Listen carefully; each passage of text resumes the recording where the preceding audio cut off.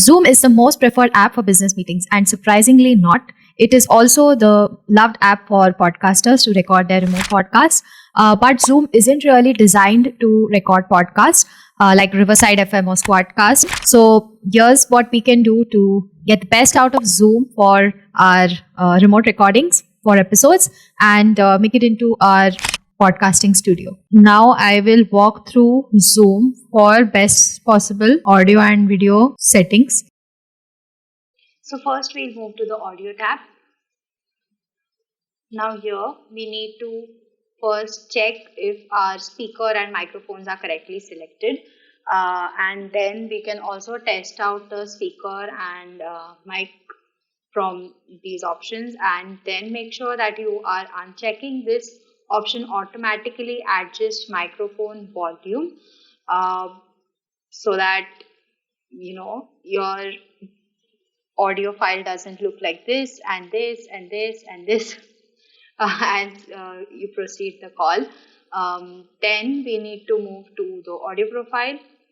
Now, if you have poor internet connectivity, then make sure you select this option while you're recording, and then don't leave it on auto, the background noise suppression.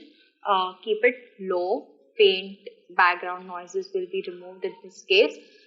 If you have like a computer fan that is heavily working, like creating a lot of noise, then select this option.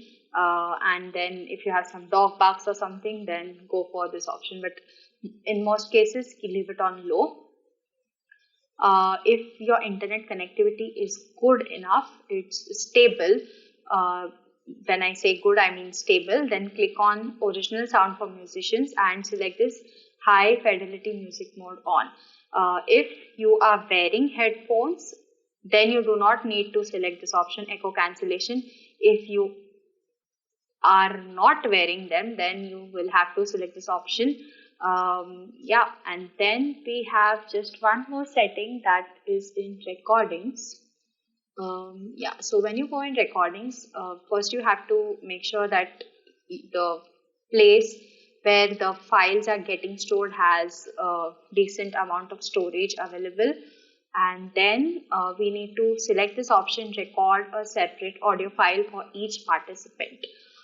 This will make sure, so I'll tell you why this is really important. So one of my clients had a guest or an author on the podcast, and while the guest was speaking, this author was flipping pages.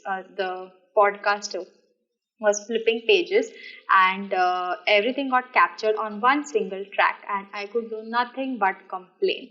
So even if you listen to the podcast today, you'll hear those flips of pages in the audio file. So you don't want to do that. If there are dog barks on the other end of, if there are dog barks on the other end, or there are some noise, then you can clean out them easily if they are not on the speaker track and on the other track. So you need to record different audio files for each of the participants. So make sure you check this.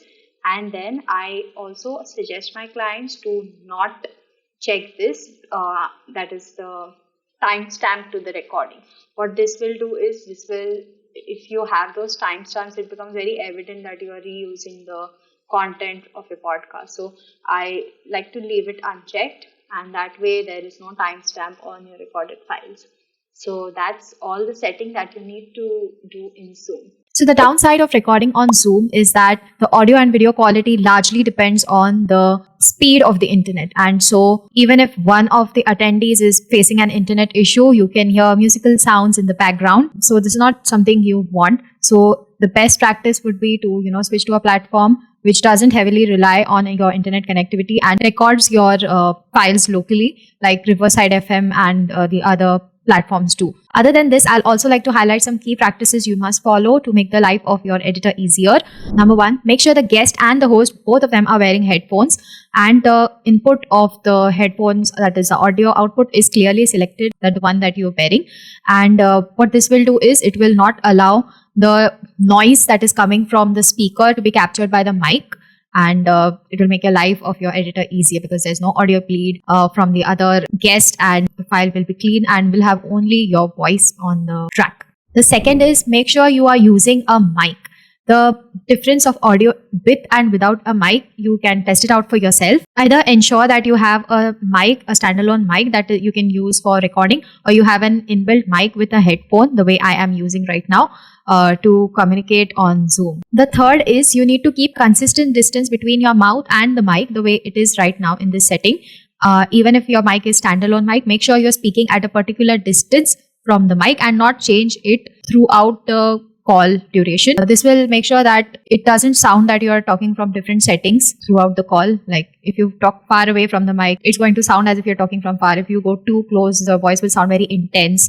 And so make sure the distance is the same throughout the call, and maintain a slight 30 to 45-degree angle so that all your plosives don't get captured in the mic, all the sharp P's and P sounds, which will make it difficult for the listener to bear your sound. So keep it at a little angle from your mouth and make sure the distance is constant from the mic. Lastly, try your best to record in the calmest setting and surrounding that you can make available for yourself at the timing of the recording session, so that there is no car going or some dog barking or other noises from different sources. Now we'll take a look at some editing hacks that you or your editor can practice to clean out some audio disturbances which might be due to poor internet connectivity on either of the ends. So now I'll take you through Adobe Audition. We are in the second file and I'll play the clip to you.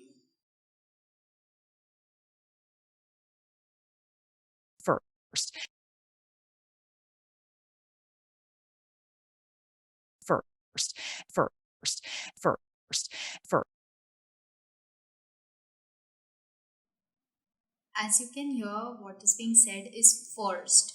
Uh, it is slightly corrupted by internet connectivity, and we're going to clean this up.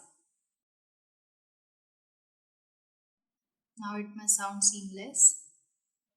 First, first. Second file is the words.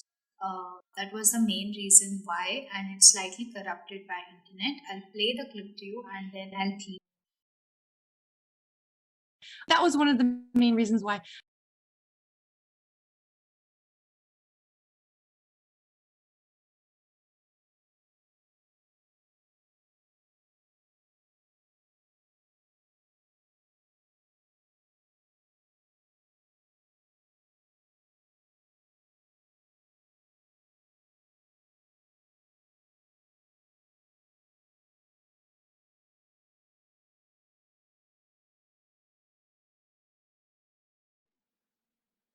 We'll still hear some noise because of these two impulses. We'll clean them later.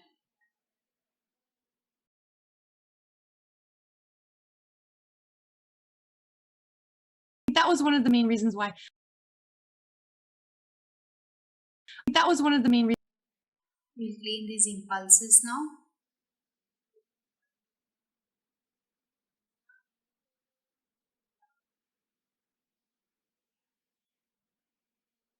And it must sound clean. One of the main reasons why.